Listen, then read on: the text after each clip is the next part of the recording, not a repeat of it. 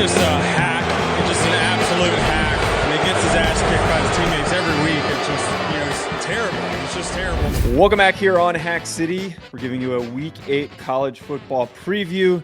The setting, the lighting is all terrible, which is to my agitation. Mommy and Daddy are no longer fighting everybody, as everyone has been saying this week. Sean, how are you doing today? Don't phrase it that way. Don't phrase it. Don't phrase That's it. how all of our listeners phrased it. Sure. Yeah, but they said mom and dad or the parents, not mommy and daddy. No, Dustin Helton commented that on the YouTube video. He said mommy and daddy. And I'm like, it was kind Dustin of funny. Helton's getting a little big for his britches. I'm not going to lie. What does that mean? I know. What, to get too big for your britches? No, I know what it means, but why is he getting too big for his britches? He's getting a little big for his britches is what I'm noticing. So you're saying that because we're giving Dustin too much run that He's getting a little run. It feels like he's getting a little out ahead of himself. Are you saying that we're turning him into a minor celebrity and he's acting like it? Is that like he thinks he's bigger than he is and he needs to be brought back down to reality? That sounds like what you're trying to say. I really like and appreciate Colin Sutrick. Yeah. But the rise of Colin Sutrick was not the way I wished it had happened. I wanted a slow gradual. Dustin Helton, I hope to be a slow gradual instead of the skyrocket Colin Sutrick rise. So if Colin's the director of marketing, then what does that make Dustin? Can I hit you in the face? What?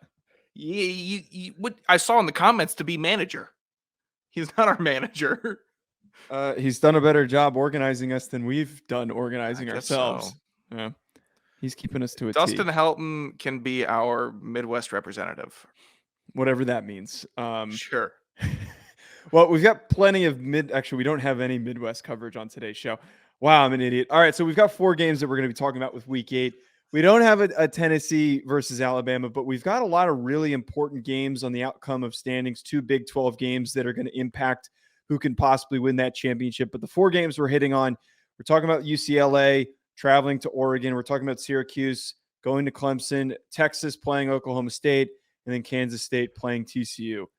Sean, before we get into those, though, I just want to tell our listeners, I assume you don't have to read in front of you, right? I always have it in front of me. Do you actually? Yes. Oh, could you do the read then? Yeah, I'll do the read. In front of me. I forgot to pull it up. Yeah, I have the read in front of me. All right. Thank you. And guess what?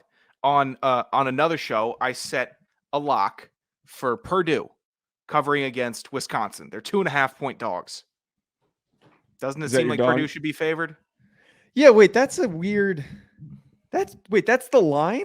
That's the line as of right now. That's as a of horrible Thursday line. At 4:17, it's a fantastic line for Purdue.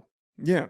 That's just idiots must be moving that line that don't know anything. It feels like free money. They're trying to do the new coach bit. It feels like free money. You want some free money? Head to betonline.ag. As you're God, I hate starting on that line. Whatever. Head to betonline.ag. Take my lock. Join and receive your 100% welcome bonus with your first deposit. Basically, if you like the line that I just said and you haven't signed up at betonline.ag, you will get a 100% welcome bonus with your first deposit. Make sure you use promo code BLEAV, B-L-E-A-V, to receive your rewards. Bet online where the game starts. Joe, it's so silly to me every time someone discovers like sports betting or gets into it shortly. It's like, okay, you make one bet, you're not a gambler. You make one bet, you get a big deposit, you get some money, then just leave, tap out. I know that's not how it works, but then have the opportunity to just make some money, right? Right. One line, first bet, you can make some money. Yes. Okay, that the read ended. Oh, okay. Sorry, that was just a conversation, but for some reason you didn't see it as such. You lagged slightly, and I couldn't tell where you were trying to go with that, and I was trying to wait for you to catch back up. Yeah, I'm still not betting. Maybe I'll bet this weekend so I can survive the. I think I need to bet on this Notre Dame UNLV game that I'm going to, so that I don't want to hate myself while I'm watching it, and I have a reason to be enjoyed by it, because I don't care about the outcome. It's kind of turned into that for me for this Notre Dame season, but nonetheless. Sean, let's talk about these games. So UCLA playing Oregon. I did a quick hitter on some of these games, and this one I think is the biggest out of any this weekend, because the winner of this game likely is going to have the best shot of winning the Pac-12 championship. And the loser could actually get knocked out of contention for competing for it. Now, what gets really complicated with this matchup is how good they are defending against the run, facing off against really good quarterbacks on either side. And I've shat on Bo Nix the entire. Why are you making that face? Well, you're forgetting about another Pac-12 team that I would say is the front runner for the Pac-12 championship. USC lost. I understand they lost, but that's not a bad loss that they had to Utah. Yeah, Utah but has always played USC tough. But that's my point is that, okay, so if UCLA loses this game and then they lose to USC, they're out of it. But if they win this game and then they lose to USC, like that's what I mean by it's going to impact. I thought you said that both of these teams were going to be like. Oh, I'm saying it's going to help decide it. Is my point. Okay, so we're both pretty clear on the fact that USC will be in the Pac-12 championship. They might be. I'm not going to crown them. I'm not going to just hand that to USC. I just not win to be in it. They looked like butt against Utah. They did not look like butt. They put up 42 points. Their defense looks like shit. Their defense is horrible. All right, their offensive line is terrible. Wasn't great. I understand that. Look, they didn't look like butt. They look better than one of their rivals, whose team name I won't mention. I won't mention them either because fine. We won't mention them. They're going to get a lot of mentioning this weekend. I think that UCLA and Oregon have looked more impressive than USC, and that's why I think that this game has more of an impact on the outcome of the season for the Pac-12. Impact for seeding and playoff potential, yes. But if we're going with those three teams, and I hate to take away from this game, who has the best quarterback? DTR close second, but who has the best quarterback? Yeah, it's Caleb Williams. Yes. But the best future Atlanta Falcons quarterback, by the way. Oh, I'm glad that you're willing to admit that. I trade the farm. Trade them all. That's assuming they don't draft anyone this year. Oh, but a good quarterback, though, Sean, doesn't win you a conference championship. Having a more complete team is what's going to win you a conference championship. And I think that Oregon and UCLA both have shown more complete football on both sides of the field. They have shown high-level defense, high-level run defense. Both these teams have really good run defenses statistically. They're running the ball really well, and both have good quarterbacks supported by strong receivers and a really good scheme and really good coaches. I like USC in a year from now. I just think it's been like a little too soon to crown them as the Pac-12 champion like everyone did at the beginning of the season. Of course, I was taking a victory lap when they lost. Yeah, sure. I mean, I'm still crowning them. I will still be. I will. Okay. They deserve to be crowned. Specific to this game, though. Sure. Because this is going to impact who's going to, if we're going by your logic, who's going to play USC. Yep. I didn't know this until I found this, but Oregon actually has one of the best offensive lines in the country. Like they're not allowing a lot of tackles for loss, and they have only allowed one sack so far this year. So they're doing a really good job of protecting Bo Nix. They're doing a really good job of opening up rushing lanes, and we know the success that they've had running the ball on the ground. So, like Sean, from your end, who are you leaning in this game? It's tough because good old Papa Chip is back and facing his old school, and you're like, okay, he's made it work a little bit. It took a little time at UCLA, but he finally has a core group of players that know how to win and understand how to work together and in that crazy ass scheme that he has. And I don't know, first 4 weeks, not that impressed. The last couple weeks, pretty impressed with UCLA. Just wins. They got good quality wins. I'm like, oh, well, this looks familiar. Why does it look familiar? Oh, this is how Oregon used to beat people with Chip Kelly. This is what it looked like. And so it's like, I don't know if Oregon is going to be able to pull this thing off. I don't. And you know what? Honestly, I'm still hungover from week one. I'm still hung up on week one versus Georgia. I am. Admittedly, it's hard for me to get past that. If I was a voter for the CFP and it was coming down to Oregon or the number 2 team in the Big 12 or Big 10, I can't pick Oregon. I can't because they'd be the 4 seed going up against Georgia. And then what am I looking at then? Another 50-0 beatdown? Right. And I think that's impacting a lot of people's perception of Oregon coming into this game and their perception of them as a ranked team in general. Had they not lost the game as badly as they did, I think everyone would be discussing them as a top 7 team. Like if they lost by like 2 scores, the conversation would be completely different. It would just be, oh, that's Georgia, and not, oh my God, what was that? Right. Here's my pushback. Dan Lanning's first ever game, Bo Nix's first ever game in Oregon in that offense in a completely different environment, trying to lead his team. New offensive coordinator. Everything is fresh. The roster is not as good as it was last year. And it's like the perfect disaster for Dan Lanning to step into. And I think since then, he has shown a lot of resilience and recovery in the way that they've performed. The way that they played against BYU, where they smacked the crap out of them. Oh, yeah, they beat them down. The comeback that they had against Washington State, which I thought that they were going to lose that game. Yeah, I had Washington State covering, I think, in that game. I think that hit because I took Oregon to cover. Did it? I forget who was favored. I don't know. Maybe I stayed away from it. Oregon State got blown out by somebody that I was embarrassed to take Oregon State because they were cover machines for the first 3 weeks. I'm trying to remember who that was, but nonetheless, though, Sean, I understand the. Did you say the Pac-12 stinks? Yeah, it's more competitive. It's way more competitive than I think everyone thought it was going to be. I shouldn't say that. I feel bad for Kliavkoff. I do, because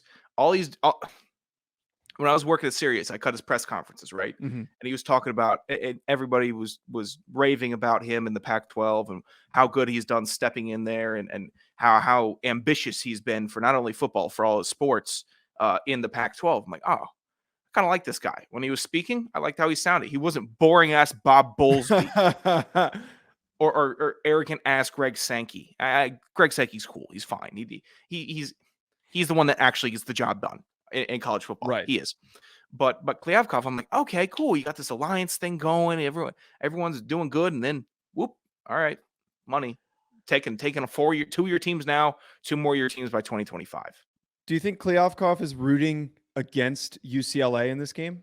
Because like if USC and UCLA wins the Pac-12 this year, that looks bad on the Pac-12's part, that the 2 teams that are leaving are the ones who won the conference, despite before this year, it all being Oregon, Washington, and Utah that were the high competitors. I think he was just rooting to not have his conference be looked at as like not P5. Mm-hmm. And that is what a lot of rubes will look at it as such. But losing UCLA is not. I was talking to my sister and I think both my sisters, or my sister and my dad, about it. And like UCLA and Oregon leaving in softball also huge impact on the Pac-12. That's a powerhouse school nationally in softball. And these are powerhouse schools in tons of sports, baseball, soccer, all of these sports that they have. So them leaving the Pac-12 definitely makes an impact, and Kliavkoff is going to feel that, and the Pac-12 is going to feel that. And you're like, okay, well, this isn't for the best interest of the students. It's the best interest in money for the schools. I get it. It's business capitalism in America. Who's going to turn that down? But it's just a shame. I'm sorry, but it took me a second to register what you said, and I think I might clip that. Just like the way that you so swiftly and easily broke down America in like a 3-line. Well, yeah, that is what it is. I don't know why that was so funny to me. I just you did it so simply. Like it was like all of our problems have been described in that one sentence. That's what we do at Hack City, right? We use simple terms because. Wait, what does the sweatshirt say? What does the sweatshirt say? Don't worry, it's a sweatshirt I really shouldn't be wearing for for video for college football. Okay, I want to just backtrack and wrap up thoughts on this game. So my point is that I don't think we can hold Oregon accountable for that loss anymore, because they've shown a serious progression. And I know that their opponents are not comparable to Georgia, and I hope that they're not that 4th team in the conversation for the college football playoff. I think if we're talking about competitiveness and having a really good Pac-12 team to represent as a possible 4 seed, it's going to be USC or UCLA. But Oregon has improved. They're playing at home. And as I posted a video a while ago, and I accidentally said that I don't know how the energy at Autzen Stadium is. And so many Oregon fans took time out of their day to say to me, you have no idea what you're talking about. Autzen Stadium is one of the hardest places to play. And I'm like, okay, I stand corrected. I apologize. I always admit when I'm wrong on this channel, but like apparently it's a really hard place to play. So that's the only thing that holds me a little. That's why I'm leaning Oregon. Is the offensive line play, how good they've been, the fact that they're playing at home and they're kind of surging a little bit. I think I'm leaning UCLA. I just think they're playing. It's hard to keep this much momentum. I don't think they're getting hot. There's never a bad time to get hot in college football because it all matters. Every game matters. But for them to be this hot over this past stretch, it's like, can we really carry this on? And are you good enough that if you cool off a little bit to pull out a win? And I don't know if they are. So I'll lean UCLA just for another week to see if they can keep it up. If not, then it's tough to stay that hot. Right. I also leaned against. And that's what happened with Georgia, right? Georgia, Mizzou. Georgia's smoking hot, and then you cool off a little bit. Here's Mizzou. They're on scholarship also, and everyone's freaking out of the bar because everyone's got money on it. The bar's getting way less fun. Hey guys, what's going on? Okay, look away from the game for 20 minutes. Come back. Okay, Georgia's winning again. But right. The tricky thing with this, though, and I'll wrap us with this one before we get to the next game. I leaned Utah, and I just had the perception that like UCLA, as fun as they were to watch them play, that Utah was going to beat them, and that they weren't going to step up to the occasion. But they keep proving people wrong, I feel like. So, like, as much as I lean Oregon, I have a very strong feeling that I'm going to get proven wrong in this matchup. Very possible.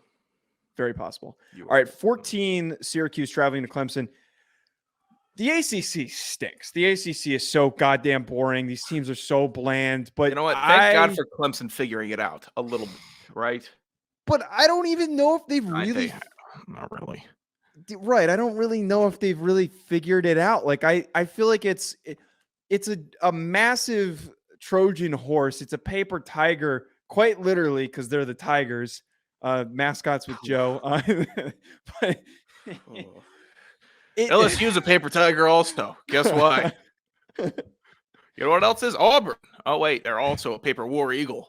I derailed myself. Everyone has made it seem as though Clemson has retained their dominance. And as fun as they are to be good, I don't think that they're doing anything exceptionally well. Like they have a really good defensive line, but it's been banged up. And they've got one of the best run defenses in the country. They're allowing only 80 rush yards per game, roughly. They're fourth in the country.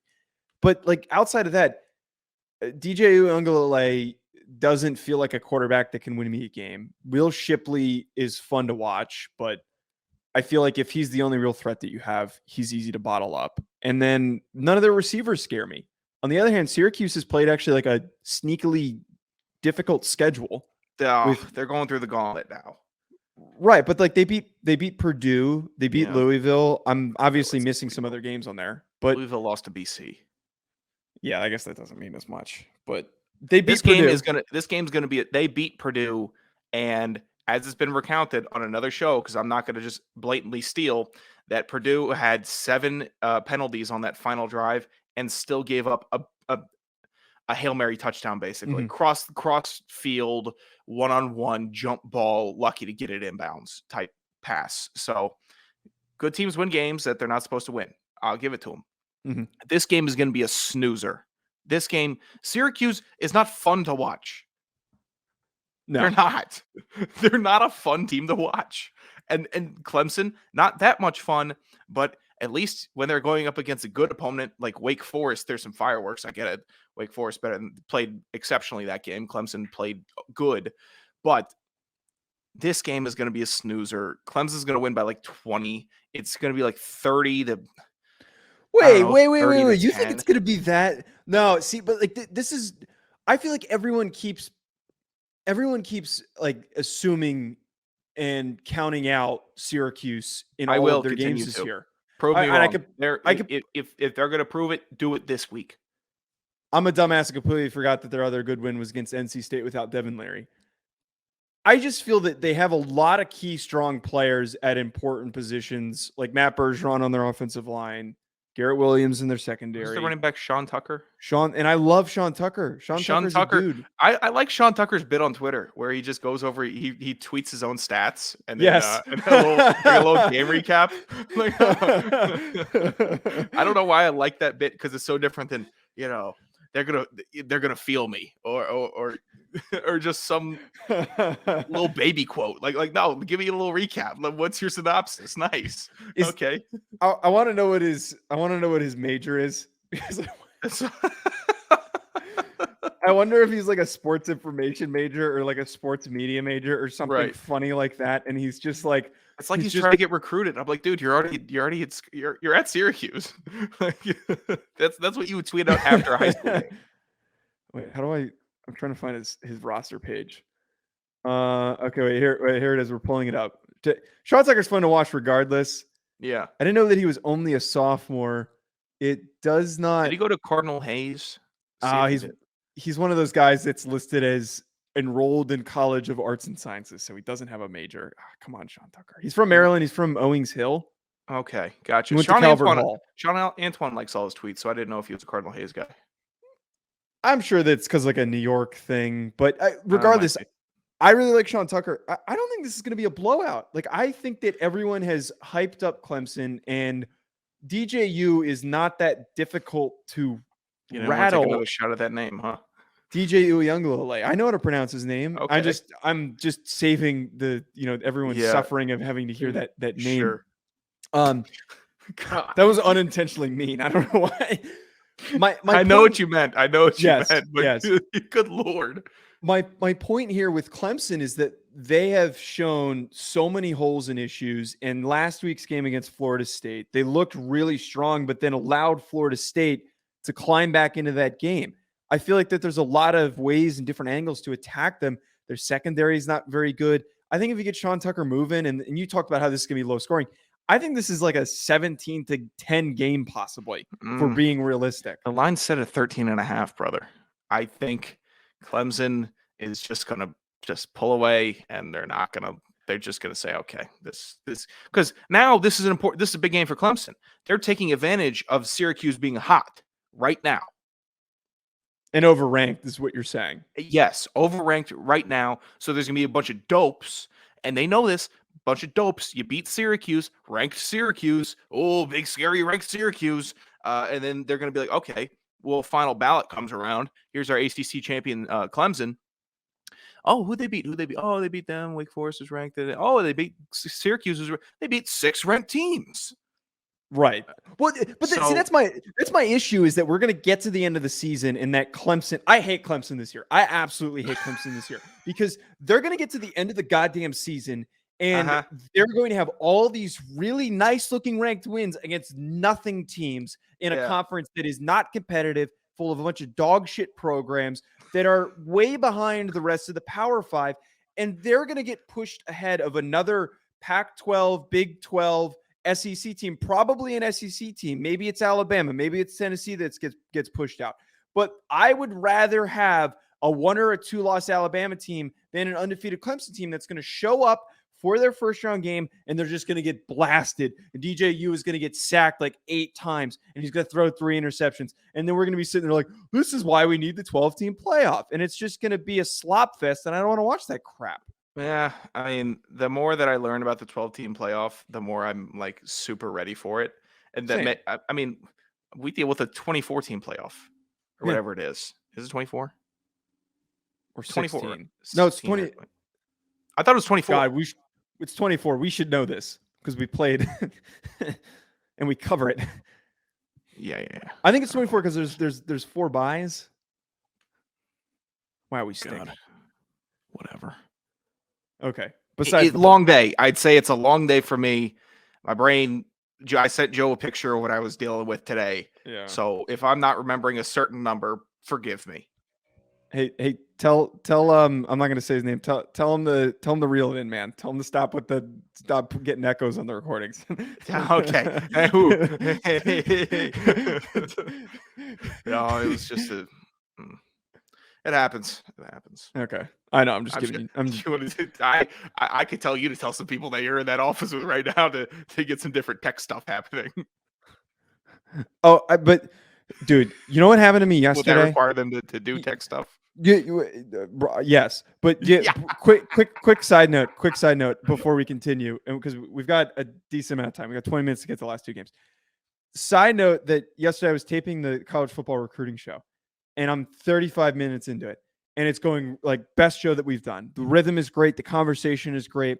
Timing, like we have to hit like a very specific timing, and like we're going to hit this. And someone, I'm not going to name who, requested a handyman to come at 8 a.m. to build a dresser that's not here, that hadn't been delivered yet.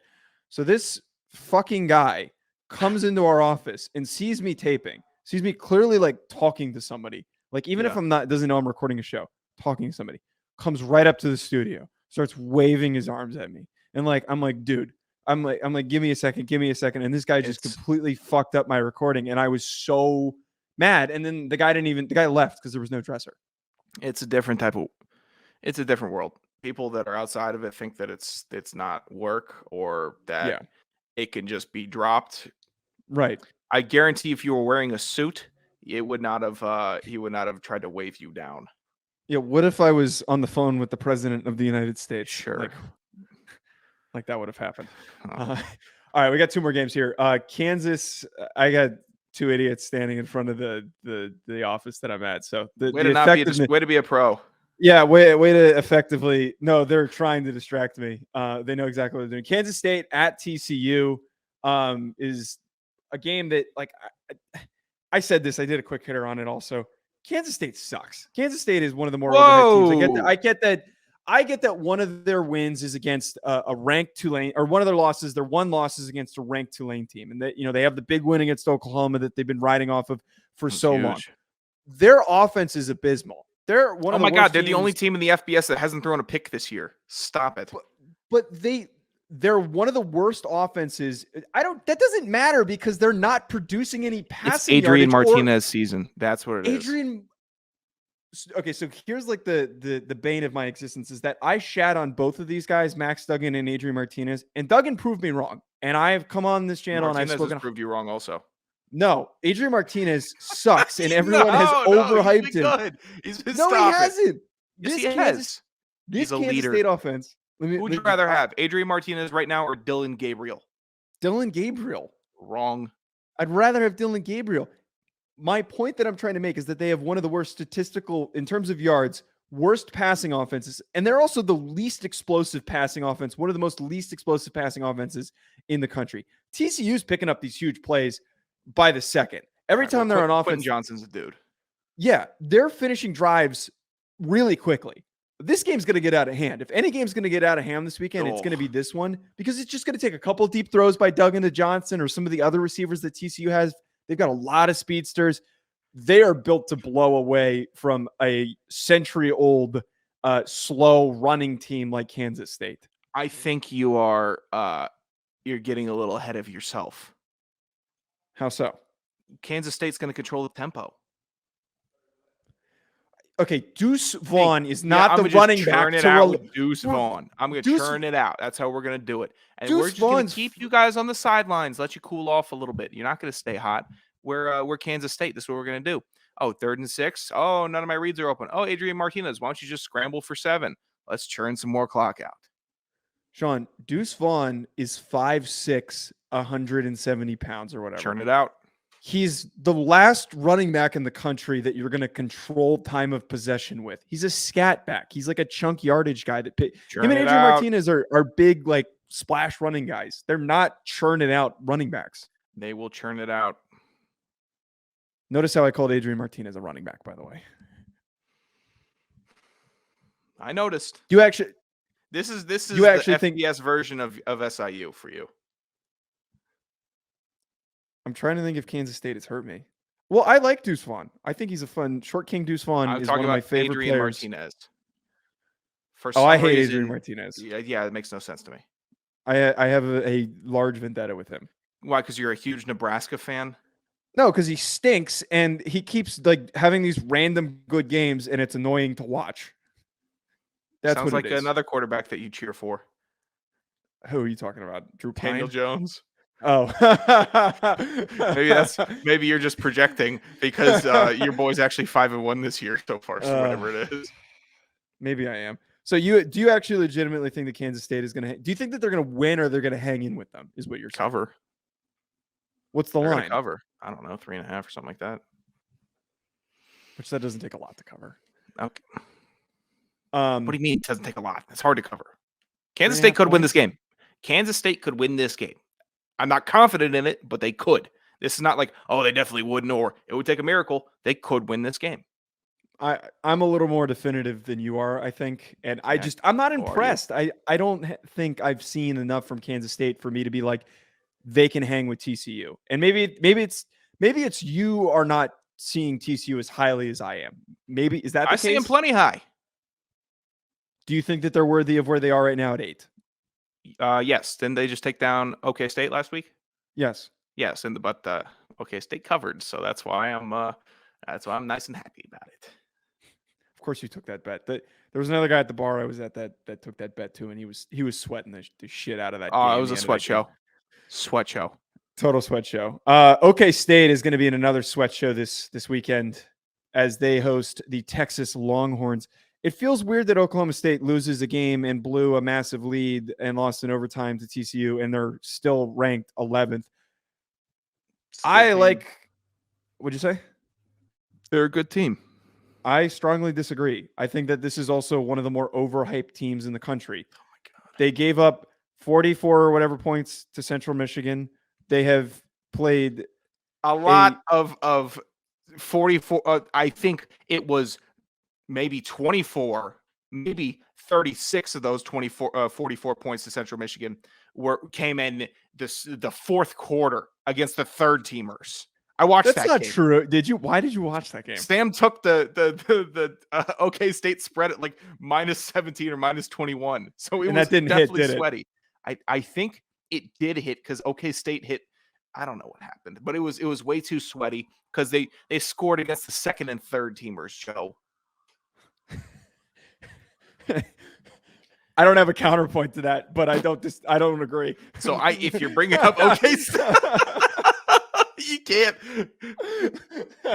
So there goes your first part about it was a blowout. First half was a destruction from Gundy and the boys. They were up like 42-7. Okay, to be fair, separate from that, the rest of their games, they have been shaky. They have been inconsistent, and I think it's super concerning for them to lose after they had a strong 2-point, I think, or they might have even had more than a 2-point lead against TCU. Like that to me, Baylor. Baylor's not good. Baylor, God, the reigning Big 12 champs. Stop it. But they've looked messy the whole. They haven't been as good. They just lost to West Virginia. They have a weirdo coach. Yeah, Dave Aranda's the weirdest coach I've never been more depressed in my life than, and it's not even because of the job I was working, but cutting up a Dave Aranda press conference, trying to find a soundbite, and his tone, the way he speaks at the tempo, and the fact that there's no fluctuation of tone or speed, and he never sticks on a point. It felt like a fever dream. He's the weirdest coach in college football. And in your last year of doing that job too is the one year that you probably had to cut a lot of those because they were a good football team last year. Oh yeah. And now they stink and you don't have to do it anymore. He's just got that weird, unbelievable, David Goggins laser focus. But with that, his brain is locked in and you could tell his eyes are locked in, but his mouth is not getting the words out. I'm sure he's quite motivational when talking to his team. I'm certain. To get back to my point, I just in general, I've watching them, and I for some reason have watched way too much Oklahoma State this year. Unimpressed, blowing a lead. Spencer Sanders is hurt right now, and apparently I don't have the full quote, and I'm not going to check it. I'm not going to pull it up because I'm using one hand. But he basically had a quote this week in pressers with the media where he came in and was like, "Let's try not to talk about injuries this week." Was something along those lines. If you want to quickly look that up, if you could. That is a pretty clear indication that your quarterback's not healthy and you don't want to answer questions on it. He's probably going to play, but an injured Spencer Sanders, as we saw last week in the issues that he had in the game against TCU, they basically had to rely on trick plays to keep their offense on schedule and moving. So if he's still banged up, I'm very worried if I'm a Cowboy fan for Oklahoma State. But the big thing here, man, Texas is hot. Texas is really hot. I don't take stock in the fact that they played a close game against Iowa State. because Iowa State's defense, that 3-3 stack is so goddamn hard to play against. It is like a buzzsaw that they always bring you down to your level. And on top of that, teams that always kick the crap out of a rival in a big game by a huge total always have a hangover. They won. That's all that matters. They're going to get back to the rhythm, and Quinn Ewers and the boys, Xavier Worthy, Bijan Robinson, they're going to be popping. They're going to put some points up on these guys. You used way too many buzzwords for me to even try to make a point out of it, so I'll just read what Gundy stated. He said, let's do ourselves a favor. Y'all don't ask me about injuries, and we won't have any problems. I'm not going to tell you about injuries. I'm not going to tell you who practices and who doesn't. You wouldn't reveal your hand either. It's nothing personal, but I'm not going to talk about who practices and who doesn't practice. That's so defensive. That means he's so banged Mike up. Gundy, though. It's so Mike Gundy. Dude, I actually don't mind him pulling the hockey approach. Lower leg injury. Okay. Or lower half injury. Okay. Ankle, toe, calf, quad, hammy, groin, hip flexor, knee. Nope. This is hockey. You're not gonna be hitting my guy where he's supposed to not be getting hit. So let's not talk about the injuries. Go screw. I'm Mike Gundy. I'm a man. I'm 40. You're not getting this info out of me. But don't you think that's approach. Don't you think it's a little telling that he's probably severely banged up enough where it might hurt him? Sure, telling, but he's still not telling enough. Okay. Do you agree with me that you think Texas is going to pull away with it? I think they're a 7-point favorite from the last I heard. I have to check Texas? here. Did you bet on this already? I think I took Texas to cover 6.5 for Oklahoma State, which is a good bet. I think Quinn Ewers is good. I think he's a good player. I think Bijan Robinson's really, really good. And Texas has something to play for. I believe they are trying to. If they can close it out with a bunch of dominant wins, then they at least give them a shot with some help. Give themselves a shot at the college football playoff. Mm-hmm. They have a shot. They would need help, but yes, they need help. You have one loss, maybe give them a mulligan for the loss without Ewers. Stealing that again, by the way. I'm just going to keep stealing. Give them that mulligan loss. They are playing for something, and we're about to see some. We are about to really see some true SEC cannibalization, which means that okay, open season, everybody.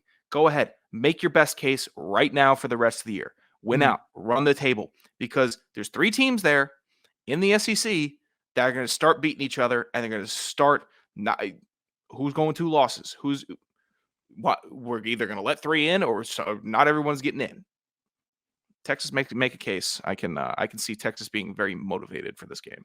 Yeah, before we wrap, I was at this bar watching the rest of the Alabama-Tennessee game last week. I was there for like maybe an hour and a half, and there was this one that was like a friend of someone. 4th time you mentioned being at a bar watching. No. Shut up. But no. Okay. Should I just randomly say I had a conversation with a person without providing context? I don't know. It's just a mental tracker. Yeah, how many times you tell me that, like, oh, when we were at the bar or when we were doing this, like I'm just saying. Storytellers provide context. It was just you're a storyteller. I'm sorry, Sean. I was out at the farmer's market and we were watching the Tennessee Alabama game, and this one individual who was like an indirect acquaintance of the people I was just happening to sit with was very upset over the premise that Texas could maybe make it into the playoff. He was a Michigan alum, which stinks, but this kid was like, do you think Texas can make the playoff? He was like setting me up, and I'm like, I mean, they would need help, but it's possible. It's like, stop it. Like, he started screaming, like, stop Michigan, it. There's no way. There's no way these guys won't stop saying it. All the Texas, because I was with a group of Texas people, and like, they won't stop saying it. Like, there's no chance. They're delusional, which is ridiculous. There is a legitimate shot. It's possible. Are Michigan fans gearing up and ready, braving the winter for their one back-breaking loss that'll keep them out of the playoffs? Because it's going to happen at some point. Yes. It'll happen against Michigan State, obviously Ohio State. So they're going to have a backbreaker here. Michigan fans are starting to get a little too comfortable with talking that trash. I think I have to wrap. I'm getting a lot of dirty looks from people. At Joe DeLeone, at Sanderson Radio. Hit the subscribe button. We'll be back with more. We'll do we will do our reaction show on Sunday. We'll find a time, but thanks for tuning in, everybody. Thanks for tuning in, everyone. The words everybody. Drive safe.